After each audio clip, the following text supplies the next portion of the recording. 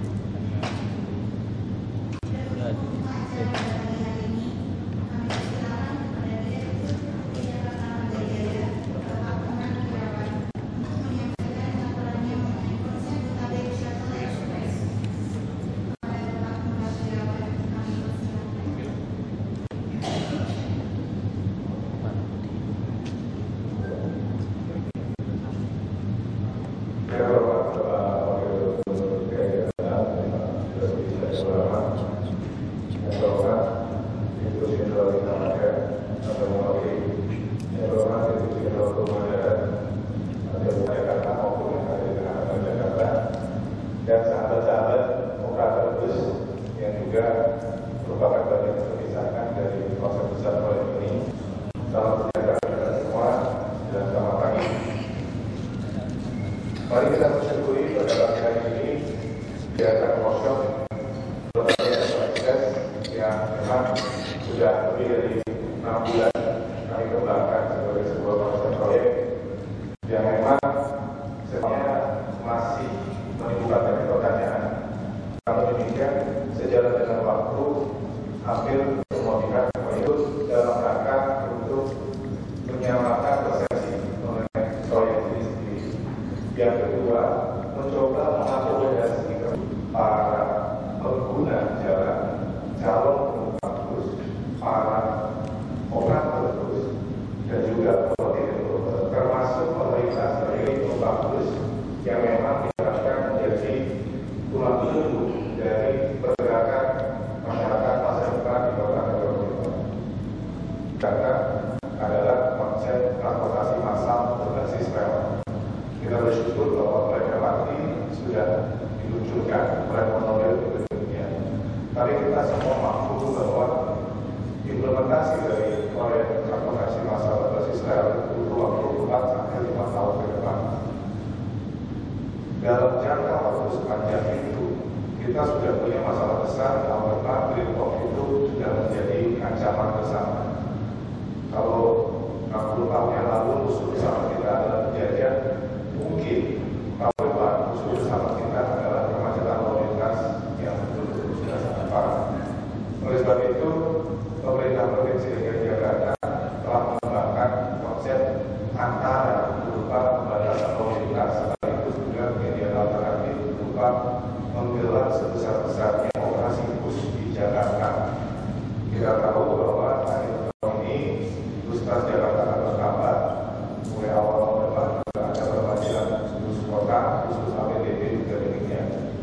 Namun kenyataannya itu juga masih belum cukup karena 30% lebih transportasi yang ada di Jakarta ini berasal dari kota-kota satelit, sehingga wilayah kendali pemerintah daerah khusus kota Jakarta itu juga harus sampai ke sana. Nah, ini yang mungkin belum terjawab. Hampir 600.000 mobil melewati seluruh jalan tol dari Bogor Jakarta, Bekasi Jakarta, dan Tangerang Jakarta, dan mereka adalah kontributor dari 30% kemacetan di tanah kota Jakarta. Salah satu tujuan dari konsep proyek ini adalah melayani mereka sebaik-baiknya sehingga mereka berpindah moda menggunakan bus secara perlahan, tapi pasti mereka bersedia mengurangi konsumsi penggunaan kendaraannya sehingga juga berkontribusi mengurangi jumlah kendaraan bermotor pribadi yang beredar di dalam kota Jakarta. Hari ini kami mencoba membuat sebuah ilustrasi dalam bentuk animasi yang kita coba memberi gambaran. Nanti kalau memungkinkan kami laporkan Pak Wagub boleh dijadikan alat komunikasi dan dari kami termasuk para mitra di kemudian hari.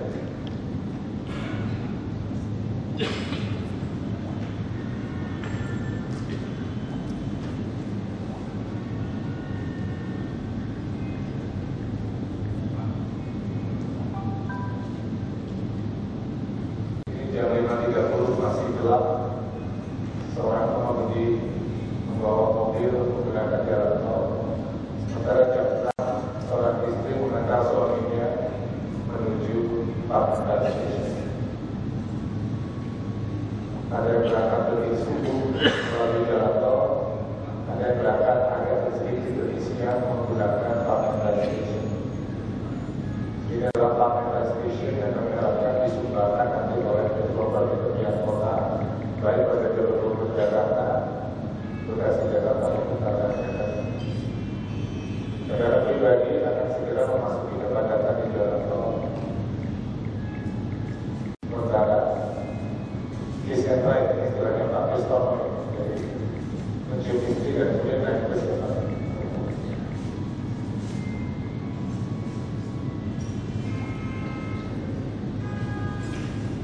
Ini kondisinya, antrian di jalan tol masih cukup panjang untuk kendaraan pribadi. Sementara dengan bantuan dari operator jalan tol dan kebijakan di Bina Marga, kita dapat lagi khusus di jalan tol, melewati antrian kendaraan yang mengantri sepanjang jalan tol. Kita berharap kelelahan mengemudi sepanjang ini bisa digantikan dengan kecepatan bus yang memiliki jalur khusus di jalan tol. Bisa menggunakan wifi, bisa tidur dulu, bisa baca Quran sepanjang jalan. Ketika memasuki jalur busway, tidak perlu berhenti, dia meluncur di jalur busway dan berakhir pada road electric station di pusat-pusat bisnis di tengah kota. Dengan kecepatan seperti itu, dia tiba lebih awal. Masih ada waktu untuk istirahat di koran, kopi, dan sebagainya. Sementara yang di jalan tol masih harus bekerja sejalan untuk memasuki parkiran itu.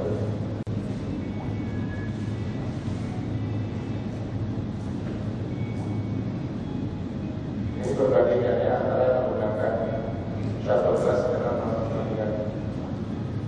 Beda harganya pun demikian, karena 25.000 cukup sekali tiket, sementara 50.000 itu akan setiap pengguna kendaraan pribadi masuk kota.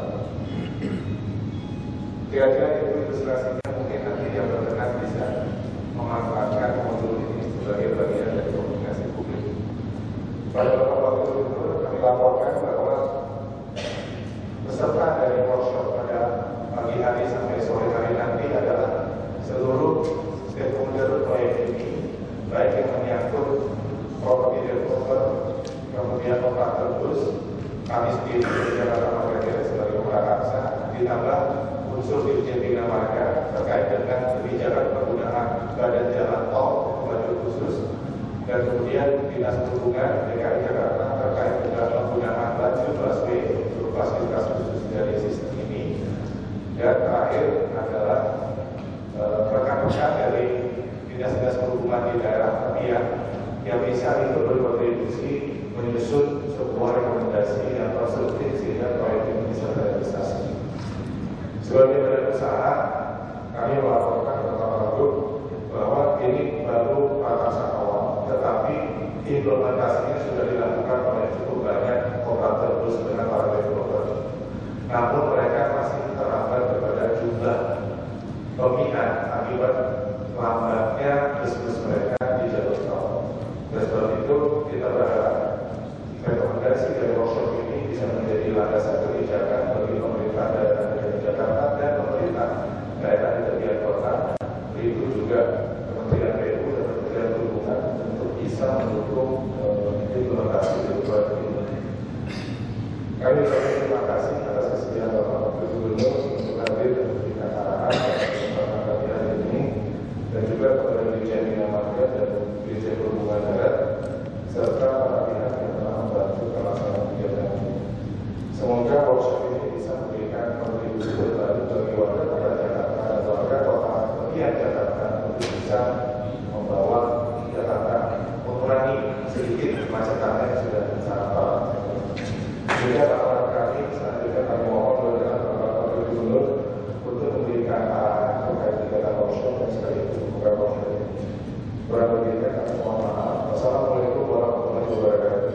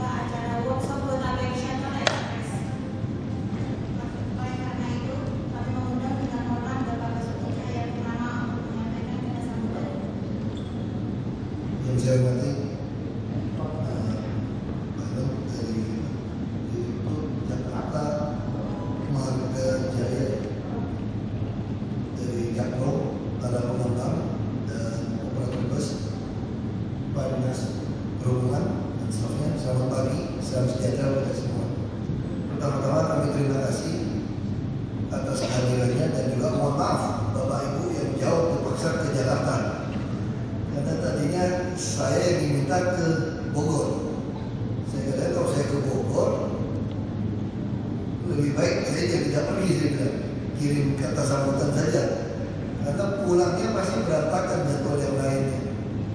Jadi hari ini bersyukur karena jam 9 di sini saya tidak perlu ke kantor jam 7 pagi dulu. Karena saya tinggalnya di Pluit, masih sempat untuk dari jam 5 pagi mau mendoe untuk bersihkan taman burung. Karena ada laporan intel mau perlawanan, jadi lumayan bisa kerja untuk mengawasi ini kalau di sini. Dia agak terlambat dikit tadi, karena ada sedikit keraguan-keraguan. Jadi konsepnya sederhana sebetulnya. 2 hari yang lalu saya juga ketemu Menteri Perhubungan, kemarin dengan Wakil Menteri Perhubungan. Kita tentu berharap jasa marga juga akan ikut nanti. Kami betul-betul mengharapkan ada satu jalur khusus untuk ambulan, untuk presiden, untuk pejabat yang kadang-kadang ada di situ bandara. Ini butuh ada satu jalur khusus di tol yang bisa kita mungkin marka jalannya agak dilebarkan gitu ya. Yang darurat itu dilebarkan sedikit, yaitu khusus, jadi seperti busway. Karena ke depan seluruh tol dalam kota harus mendedikasikan satu line darurat untuk bus. Sama seperti 6 ruas jalan tol yang akan dibangun, 2 ruas jalan tol yang dibutuhkan itu harus mendedikasikan itu. Bahkan ada busway itu, teluk bus kira-kira itu nekuk masuk ke dalamnya itu. Nah, misalnya sekarang kami sudah tahu, contohnya misalnya dari Serpong atau Gading Serpong, dari Karawaci sudah ada bus yang langsung ngantar ke Harmoni. 23.000 atau berapa, saya teman-teman saya sudah naik. Daripada tidak jelas, saya tidak tahu upeti tidak upeti, ini sudah tidak resmi gitu. Tapi kita tutup sebelah mata. Kenapa kita tidak mau resmikan saja? Dan sasarannya tentu dari perumahan langsung ke mall. Dan kita berikan izin untuk lewat busway, tapi tidak perlu mengubah pintunya sebetulnya. Tapi kalau memang ada keinginan mengubah pintu pun untuk turun ke busway misalnya, kami pun pertimbangkan setuju saja sebetulnya. Karena bagi kami begitu masuk ke busway tidak bayar lagi. Sama seperti itu. Terus yang perumahan-perumahan yang sekitar Jakarta itu tidak diundang ya. Diundang juga ya. Misalnya kayak Kelapa Gading, Pantai Indah Kapuk, mau Pluit atau ya dari yang masih beroperasi, itu dia bisa mulai menginvestasikan, memberikan izin kepada kami masuk untuk bus sedang. Bus sedang yang lebih panjang, 9 meter, yang lebih panjang, kualitasnya seperti Transjakarta. Jadi itu bisa langsung drop di jalur busway, di haltenya tidak bayar lagi. Nah itu yang kita harapkan.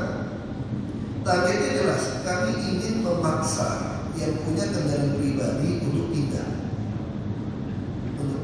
ke angkutan umum. Lalu apa yang kita lakukan paksa? Setelah bus ini cukup, kami akan tahun depan sudah akan mulai kenakan stiker, istilahnya manual ERP, manual ya register road pricing. Ini kan elektronik, ini manual dengan stiker dulu sebelum kita pasang yang, sehingga mobil-mobil itu akan dikenakan mungkin 1 juta per stiker per bulan. Kalau masih mahal dan masih penuh, kami akan naikkan 2 juta. Kalau masih penuh juga, kami akan naikkan 3 juta. Tetapi ini semua bisa jalan kalau ada alternatif bus. Ini pemaksaannya masih ada solusi. Nah lalu bagaimana ketika Bapak nanti mobil busnya di drop di tengah ibu kota, di mall, lalu kemana? Dia harus naik lagi, tapi naik taksi. Tidak, kami akan menyediakan bus tingkat gratis, 1 tiap 10 menit. Kami akan targetkan SPM-nya 7 menit. Jadi nanti akan ada bus tingkat gratis dari kota, stasiun kota, lewat Hayam Buruk, lewat Juanda, nanti masuk ke Pasar Baru, dia belok ke lapangan Banteng, balik ke Monas, balik lagi ke Majapahit, Hayam Buruk, putar. Itu loop pertama. Yang kedua dari Monas, karena ada stasiun Gambir juga di situ. Dari Monas dia bisa lewat kantor gubernur langsung menuju ke Blok M. Dan ini juga akan lewat jalur lambat semua ini jalur lambat, ini akan lewat seperti itu. Ini loop yang kedua. Loop yang ketiga, dari Bundaran HI kita akan potong ke belakang menuju Tanah Abang, museum tekstil. Karena Tanah Abang juga ada stasiun kereta api. Dan itu yang lewat dari Monas ke Blok M akan melewati stasiun kereta api Duku Atas juga. Selain dari Gambir Duku Atas, dia akan menuju ke Blok M. Yang keempat adalah dari Taman Menteng itu menuju ke ujungnya Kuningan. Lalu dia putar balik, semua jalur lambat. Ini bukan di jalur busway. Ini bus tingkat ini di jalur lambat supaya para penyandang disabilitas sama yang tua-tua atau orang kantor dia bisa dengan mudah naik. Itu dia putar, baliknya dia putar di Kasablanca. Mall di Kasablanca. Tapi tentu nanti di Sub akan minta seperti di tendean memotong. Nah, tidak mungkin di ujungnya Kasablanca juga Sudirman. Untuk bertingkat mentoknya harus dibunturkan sedikit. Jadi diukur. Dan tim kemarin sudah swasta sudah bantu saya ukur. Ada beberapa pohon yang memang dahannya harus kita rampingkan. Ada beberapa kabel yang bisa dirampingkan, tapi semanggi semua terlewat. Ini loop yang keempat. Dia putar di Kasablanca. Loop yang kelima adalah dari depan Balai Kartini Gatot Subroto menuju ke Manggarai Warna Bakti. Itu juga mesti dihitung untuk putarannya. Sehingga bus-bus tingkat ini akan dioperasikan 5 loop gratis. Kami sedang membeli. Saya sudah minta Indomobil yang tertarik untuk import Volvo seperti di Singapura. Kita sudah minta Scania. Ada impor, ada masukan dalam e-katalog, kami beli kontak.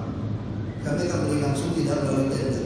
Tender hanya mendatangkan produk-produk tidak jelas biaya yang mahal. Kami sudah beli 5, terlalu mahal. Padahal itu harganya di Singapura udah beli Scania, beli Volvo, beli Mercedes-Benz, udah kelas-kelas yang bagus. Nah itu kita lakukan sehingga bus-bus ini begitu drop, orang tinggal naik. Termasuk orang kantor, hanya sekitar 3 kantor, mau makan ke mall, dia akan pilih bus. Ini yang kami lakukan dalam rangka menciptakan solusi kemacetan. Dan tentu motor, kami akan larang di semua jalur bus tingkat gratis. Karena yang korban kecelakaan motor 3-5 orang per hari. Jadi tidak boleh ada lagi. Lalu bagaimana akibatnya? Pasti banyak parkir-parkir liar yang dadakan muncul di balik-balik gedung kantor ini. Kalau gedung kantor kami akan minta mereka maksimum hanya Rp5.000 per hari di parkir motor. Jadi 2.000 per jam, 2.000 terus maksimal 5.000 dia stop. Nah kalau parkir liar terjadi bagaimana? Kami akan seleksi lagi. Kalau di rumah-rumah penduduk kita tutup sebelah mata, di lahan kosong tutup sebelah mata. Jadi kalau dia mulai duduk di trotoar atau di jalan yang membuat macet, kami akan dorong dia. Kami akan keluarkan. Kami kan break in. Karena tahun 2014 ini, apalagi kita sudah terpaksa tanda kutip tidak bisa menunda lagi menyelesaikan layang dan underpass untuk jalan sebidang atau tidak sebidang dengan kereta api. Setelah kejadian Bintaro orang baru sadar. Kalau itu dilakukan, kita masih ingat JRMT Kasablanca saja itu macetnya gila-gila. Nanti ada MRT sudah pasti tutup 1 jalur lagi di Sudirman yang sepanjang dilewati. Ini kemacetan di DKI tahun depan akan lebih gila. Kecuali kita terpaksa ikhlas atau nekat menyediakan 1 jalur khusus untuk bus steril. Dan busnya harus ditambah dan tidak ada toleransi. Jadi orang kalau bermacet liar, kamu lihat bus itu lancar, kamu akan stop, kamu akan pindah. Nah itulah solusi tahun depan yang sebetulnya secara kajian tahun depan itu sudah macet habis. Lalu bagaimana pola bisnisnya? Tentu saja kami tidak menjadikan jasa marga jadi tuan komisi seperti zaman-zaman dulu. Seolah-olah dia prakarsa, semua orang harus mengajukan izin, dapat fee, tidak ada lagi. Kita tidak mau seperti itu. Ini hanya bagaimana sama-sama duduk sama, keluar uang yang sama untuk melakukan bisnis ini. Nah itu yang kita mau lakukan. Kalau tidak ketemu bagaimana? Tidak ketemu di bisnisnya, sakit kepala di konsorsium. Misalnya saya tidak tahu itu gunanya workshop hari ini sebetulnya. Bapak Ibu ada, saya juga lupa ada Pak Bambang ya, ada sumber PU ini. Ini mohon maaf lupa. Kita diskusikan di sini. Nah, tentu saya tidak ikut, biar Bapak bebas. Kalau tidak ketemu bagaimana? Masing-masing perumahan buat saja sendiri. Tapi Anda mungkin agak lebih rugi. Kalau hanya mengangkut orang, ini mesti melibatkan perusahaan-perusahaan wisata. Mungkin yang dia 1 minggu disewa, hari biasa dia kosong. Nah sekarang pun Pak Rizko sudah mulai berkirim surat kepada semua perusahaan bus pariwisata. Mereka kalau mengangkut wisatawan itu boleh pakai jalur busway. Tentu dia tidak stop menurunkan, menaikkan penumpang di halte busway. Hanya numpang lewat. Dan tentu numpang lewatnya harus keluarnya pasti lampu merahnya, bukan di tengah-tengah jalan seenaknya dia loncat. Sekarang yang dilakukan oleh Kopanya, seenak-enaknya dia loncat, padahal itu harusnya dia mesti berani lewatin. Kalau dia terus mau keluar di tengah-tengah jalur itu sudah tambah macet, atau dia mau masuk di tengah tambah macet, itu mesti ditindak juga dari perhubungan. Jadi mesti jelas, kalau pariwisata bisa masuk, kita yakin para turis juga akan merasa lebih nyaman. Nanti bagaimana yang terjadi? Kami yakin begitu ada bus tingkat gratis itu beroperasi, bus-bus jelek yang 2000, yang non AC, yang ekonomi itu akan tersingkir, sehingga jalur lambat itu akan kosong. Dia tersingkir kemana? Dia akan terdesak ke ujung-ujung di Blok M, di kota. Nah waktu dia tersingkir itu kita akan melakukan seleksi yang ketat bus-bus yang jelek. Jadi kalau kirnya salah sedikit aja, kita kandangin tidak ada toleransi. Dan kita akan keluarkan peraturan sesuai dengan undang-undang pembatasan umur bus. Kita akan tegakkan ini. Jadi bus virtual akan kita tegakkan, kita akan habiskan. Lalu sopir-sopirnya bagaimana? Sopir kami untuk kartu itu sudah 3,5 kali UMP. Jadi tahun depan kira-kira 10 juta. Jadi yang sopir Kopanya paling kecil pun bisa 2,5 UMP. Ini kita mulai merekrut sopir-sopir yang baik. Yang tidak baik betul-betul kita pecat saja sudah. Jadi tidak ada toleransi. Nanti bus-bus sedang yang sudah beroperasi di ujung, di Blok M, di mana-mana, mereka akan mencari dan kami juga membantu membuat trayek-trayek baru yang langsung di perumahan-perumahan. Itu targetnya. Karena rata-rata yang punya perumahan di Jakarta ini rata-rata punya mobil pribadi untuk kenyamanan. Jadi mereka harus disinul untuk mengangkut menjadi pengumpat untuk menuju ke bus tingkat yang gratis atau ke jalur busway. Karena bagi mereka jauh dekat 6.000, semakin dia dekat semakin untung dia sebetulnya beroperasi daripada dia mesti beroperasi jauh. Nah ini akan kita lakukan. Tapi pemikiran ini belum tentu betul atau salah. Karena itu saya bagikan di sini. Disebut bisik-bisik saya Pak Benha atau bisik-bisik ini barang baru. Saya tidak pernah resmi bicarakan ini langsung dengan disebut. Ini hanya pemikiran. Saya minta swasta untuk lakukan survei pelan-pelan. Saya sudah tes dengan beberapa profesor dengan konsep mengatasi kemacetan ini. Salah satu solusi adalah melakukan bus tingkat gratis. Itu solusi. Saya tanya sama profesor ini. Kalau saya menghabiskan 2 triliun 1 tahun untuk subsidi operasi bus untuk mengurangi kemacetan seperti ini, apakah mahal dan layak? Lalu beliau menjawab, kalau 2 triliun bisa membuat solusi seperti itu, kemurahan. Kalau otomatis sepanjang peminat yang belum ada, Monas, Gajah Mada, mobil-mobil orang akan hemat, orang lebih baik loncat ke bus. Kalau saya dipaksa loncat ke Transjakarta, saya capek naik tangganya. Jadi kalau langsung keluar dari depan toko saya, depan trotoar, saya langsung naik dan deknya pendek. Ini saya mau 2 triliun pun worth it. DKI tahun depan harusnya sudah 70 triliun APBD-nya. Kami masuk kira-kira 49. Karena tidak enak kata 70, angka 4 ke 7 kurang enak. Jadi kami turunkan kayak supermarket 69,5 triliun. Ya sebetulnya tadi perubahan masih 70. Kami yakin DKI untuk capai 100 triliun tidak susah. Nah kalau yang dipertimbangkan PLN total penghasilan setahun 175 triliun. Harusnya DKI mampu 175 triliun. Kami tentu menargetkan 120 triliun ketika kami meninggalkan DKI tahun 2017. Dan kalau kami dikasih sambung lagi 2017, ketika meninggalkan DKI di tahun 2022, itu 175 triliun juga tercapai. Karena itu DKI juga meminta bagian saham untuk pelabuhan Tanjung Priok. Kalau tidak, kami akan investasi sendiri dengan kedalaman 20 meter. Dan kami akan menambah saham kami di KBN. Konveksi-konveksi yang kami keluarkan di Jakarta ke Jawa Tengah. Jakarta menjadi pusat logistik seperti Singapura. Dan ini DKI punya saham. Kami ajukan 70% saham. Karena wilayah kami akan reklamasi.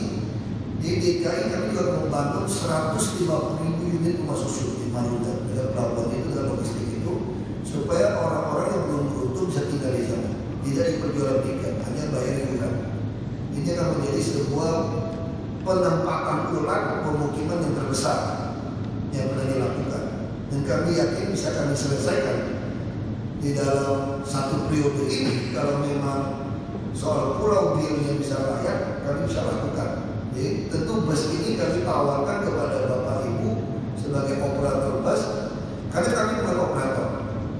Kita ini yang fair, jangan seperti kejadian Lorena seperti kemarin, karena tidak mencapai kilometer dia menuntut kami ganti rugi 23 miliar. Padahal ini tender bersama. Tentu kami juga bingung membayarnya kalau tidak ada putusan pengadilan. Lalu mogok. Makanya saya katakan kalau operator bus mogok mengancam kami, saya mohon maaf sekali lagi, saya akan sikat Anda. Saya akan beli bus sendiri. Dan sekarang Pemda berbeda, karena tidak ada sogok menyogok.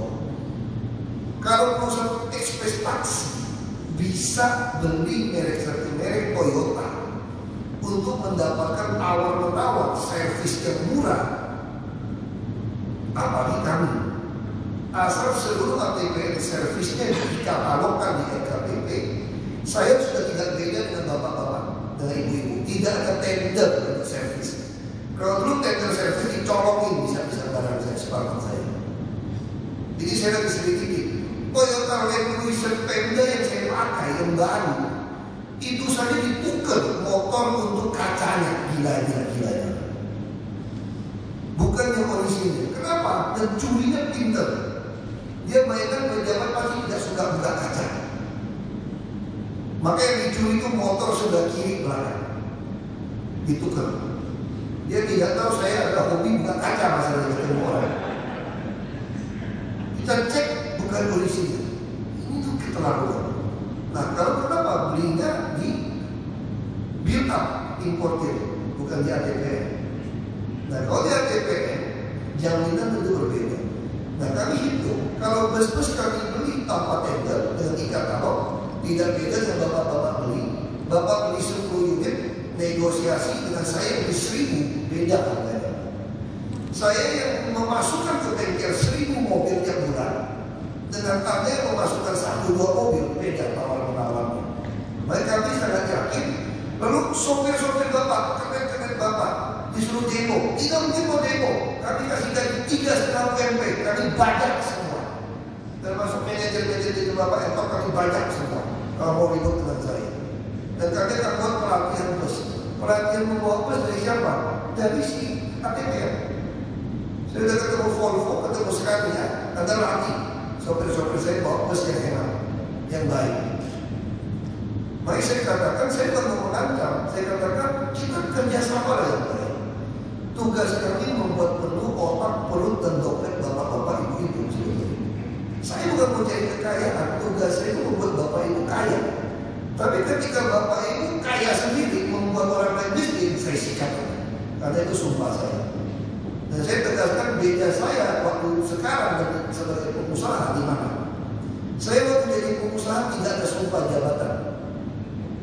Tapi sekarang saya ada sumpah jabatan. Makanya saya bersikat kalau Anda membuat rugi orang lain, saya selawan Anda. Tidak ada urusan. Kalau Anda tidak tegaskan seperti ini. Dulu saya berpikir tidak mau beli besar sekali. Saya berharap operator bisa nambah bus. Dulu janji sama saya bisa nambah 2.000 Transjakarta dalam 1 tahun 2.000 unit. Asal yang fair, kita mau hitung. Begitu masuk, terus saya hitung ini udah untung sebetulnya. Terus semua bilang tidak untung. Maksudnya kalau tidak untung ya sudah, saya beli sendiri. Ini pengadaan saja kita gagal karena tidak ada ikatan langsung. Kita mau beli 3.000 bus sedang. Nah, bus sedang 3.000, bus Transjakarta 1.000. Karena tidak tunggu 2.000 tidak datang. Ya sudah, kalau tidak mau kami masuk sendiri. Nah, lalu bagaimana dengan bus-bus yang biasa? Untuk yang wisata, untuk yang reguler kita sudah berubah APTB sekarang ya. Jadi kayak Maya Sari Bakti, yang baik sudah berubah jadi APTB. Kita sudah berubah ke APTB. Dan kalau kita stay terus, kita yakin sama-sama kita akan menikmati. Dan kami tidak mau urus bus. Kami banyak urusan yang lain yang lebih penting. Kami tidak mau, kami lebih banyak investasi. Kemarin Pak Gubernur ketemu saya, beliau ngomong begini, 2 hari yang lalu. Beliau tanya, kalau uang kita tambah banyak terus dan semua urusan ini beres, mau kemana itu uang? Mau kita tutup banyak. 40 triliun sudah loncat 70 triliun lebih, ini banyak. Nanti bisa loncat 100 triliun, ini banyak. Saya saya nggak tahu mau kemana. Bapak Gubernur begini, semua pengusaha wisata, mall, hotel, gedung-gedung yang memang macam-macam nggak mau terapkan perda, dia merokok nggak boleh, suruh tutup tidak boleh, macam-macam kan? Kita kan tutup, kalau dia ada bangkrut tutup, kami beli semua. Jadi kalau kamu punya gedung mall apa semua mau macam-macam, mau neken-neken, parkir sembarangan nggak mau nurut, kita beli saja. Bikin kamu tutup kita beli. Lalu kalau nggak makan gimana? Saya tak gampang. Saya di Cibadak, saya lagi mau siapin tempat, bagi dia tempat, siapin saja 100 hektar. Lalu di Tangerang, saya mau bangun panti orang malas kerja. Yang malas 200.000 orang kira-kira bisa masuk. Saya hitung di Masjid Istiqlal saja tidak sampai 10.000 orang makan gratis kalau waktu bulan suci Ramadan.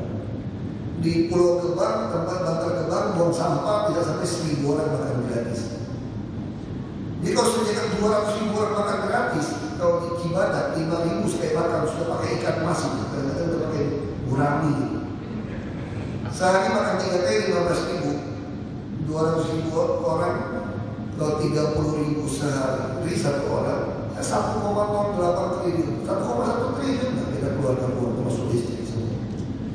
Tapi kamu dikurung di situ, makan gratis itu nggak mau. Jadi pengemis kita tuh ditangkap pun tidak tahu apa. Dikasih 5.000 uang satu pun tidak tahu. Oh dia dapatnya 1 hari 25 juta loh. Itu maksudnya dinikahin. Kita kasih orang kerja di KBR 75.000 gajinya sehari. Tidak mau, panas-panas. Kenapa? Dia di pinggir jalan di pasar, plit, maju, top, kiri, kanan, 3 jam 100.000. Ya dia mana mau kerja 75.000. Nah orang-orang ini yang selalu beralasan, kami tidak mau pindah, cari kami kerja dulu. Kalau tidak ada kerjaan, kami bukan seperti ini. Tidak usah kerja, tanggung makan, tanggung tidur. Anak saya sekolah bagaimana? Kami kasih kartu Jakarta Pintar. Tenang-tenang saja, anakku sekolah kita beresin. Orang tua saya sakit gimana? Ini kartu Jakarta Sehat, tidak usah bayar. Santai-santai saja enggak? Untuk apa? Karena di Jakarta ini banyaknya brengsek pada semua orang miskin. Sama seperti taman burung ini. Penyewa asli sudah pergi, kata tahu ini mau dibongkar. Dia masukin lagi orang-orang duduk di tempat itu. Seolah-olah nuntut rumah susun. Oke, siapa rumah susun? Begitu pikir rumah susun, nggak tinggal. Kenapa? Memang dia punya rumah baik kok. Satu orang kuasai 10 unit, 20 unit disewakan atas nama orang miskin. Padahal ini pemain. Nah itu cara untuk seleksi. Ya saya mau cerita ini supaya Bapak Ibu punya pemikiran apa yang ada dalam pikiran kami, Pak Jokowi dan saya, untuk membawa menjadi Jakarta baru.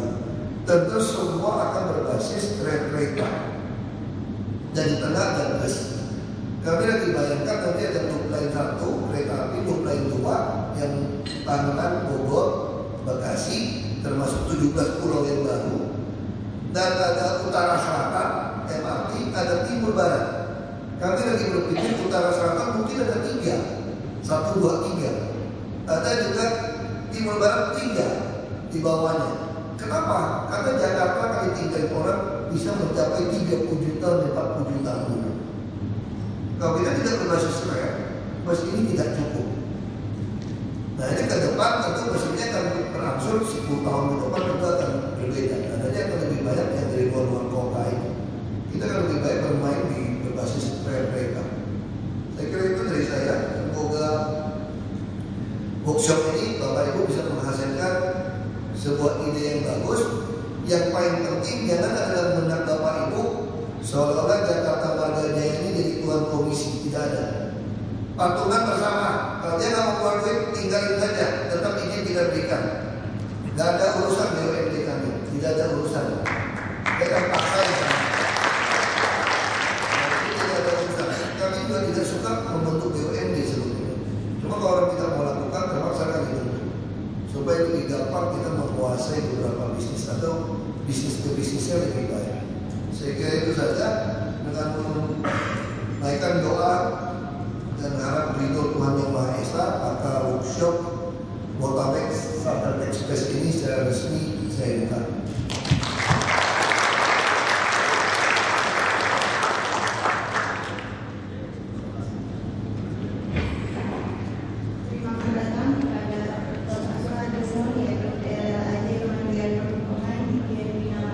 Ya, sudah.